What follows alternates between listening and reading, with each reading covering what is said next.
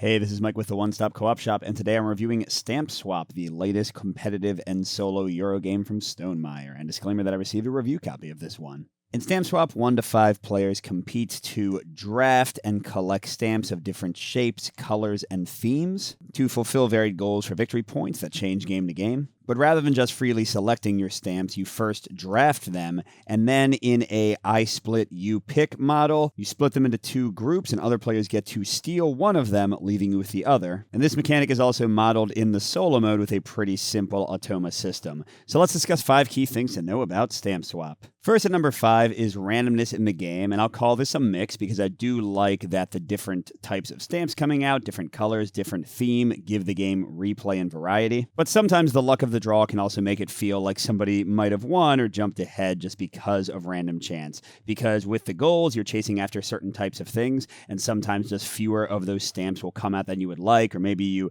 benefit from a specific type of theme, like you get a lot of extra points for vehicles, and if no vehicles are drawn, it's going to be hard for you to capitalize on that. There are also these rare stamps that are worth a ton of points, and there are many skills that let you draw a random stamp from the supply, and if you luck into one of these, that's a pretty big bonus, whereas if you get a basic stamp, you probably won't score nearly as much. Next, my number 4 point is the drafting and event system, and this one's also a mix. So in competitive, you deal a number of cards equal to the number of players, and it's going to tell you how many of each stamp size and card type and thing you're going to draw, and whether they're face up or face down. And then this forms a pool that players will draft one at a time in player order from. And I enjoy this a lot. There are interesting choices in what you draft. In fact, the first player token is also in the drafting options, so that's really cool. You also get these little events, only the bottommost card applies it, that shake things up game to game, and there's 10 of them, and you only see 3 per game, so the variety is pretty good. Where the mix creeps in for me is in the solo mode. Instead of having actual drafting, you just draw 2 cards.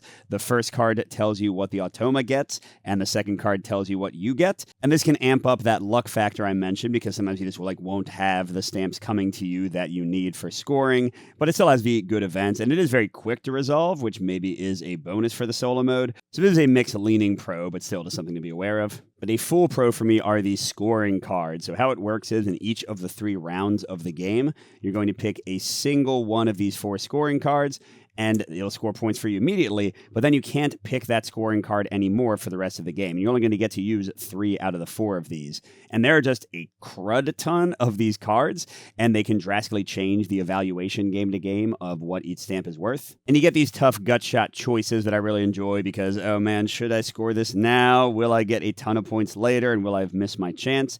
And then on top of that, you always have this blue goal. And while some of these ones care about how your stamps are placed, this one always gives you a very different puzzle of stamp placement. We'll get to that in a second.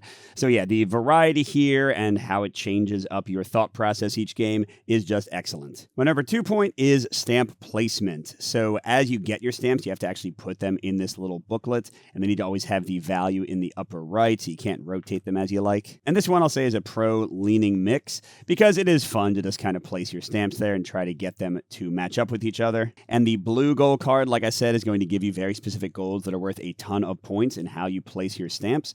But the other goal cards sometimes care about how your stamps are placed and often don't care at all. Like, look, this one's just worth 2 for every canceled stamp, regardless of where it is. So sometimes this placement puzzle is way less important in the game, and sometimes it's like the major thing you got to worry about. But still, overall, I think it's an interesting part of the game, and it's pretty quick to resolve. It's not too brain-burning. I enjoy it. And as for the automa and placement, this is exactly what I would want it to be. They tell you exactly, depending on which automa you're playing against, what shapes they want where, and you just place them, and boom, you're done. It takes like 2 seconds, and scoring the automa at the end is also very easy. You never have to place anything in specific spots for them. And finally, my number 1 point is definitely the I cut, you choose part of the game.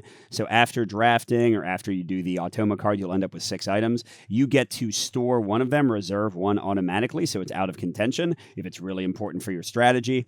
And then you have to split the other ones up into 2 piles, and somebody's going to steal them from you. And this is just super tense, especially because I love that some of the stamps are face down, because I know what they are. Ooh, it's a rare, but they don't, so you have kind of like these psychological mind games, like what if I did this? But haha, what if I did that? Is that a rare? Well, it's not, but somebody might be tricked into thinking it is. So I really enjoy this in the competitive play. And I gotta say, in the solo play, they did a great job modeling the thought process of the Automa while keeping things simple. So basically, they'll evaluate things as worth little Automa tokens based on what the Automa is scoring, which again is going to change game to game. And once you see kind of those preferences, you can be like, oh, let's put this thing over here. They really want that, and you can kind of control and massage where they're likely to go. But then they draw a card, and while they tend to go with what they originally wanted, sometimes they'll change up the game. So yeah, it's a slick system. Sometimes they pull things that I could imagine a real player doing. I think it works really well. So overall, if you like quick playing Euros, if you like games with a little bit of drafting and some other interesting choices, here the big one is that splitting of your tiles. And I think Stamp Swap is quite a lot of fun. It definitely impressed me. On the other hand, if you don't like luck in your Euros, because there is some here, or if you want a longer Meteor experience, because this is really a very quick and light one, this might not be the right game for you. And I do have a full playthrough of the solo mode on the channel if you want to see it in action and decide for yourself. Thanks for watching, everybody. Good gaming, and I'll see you at the next stop.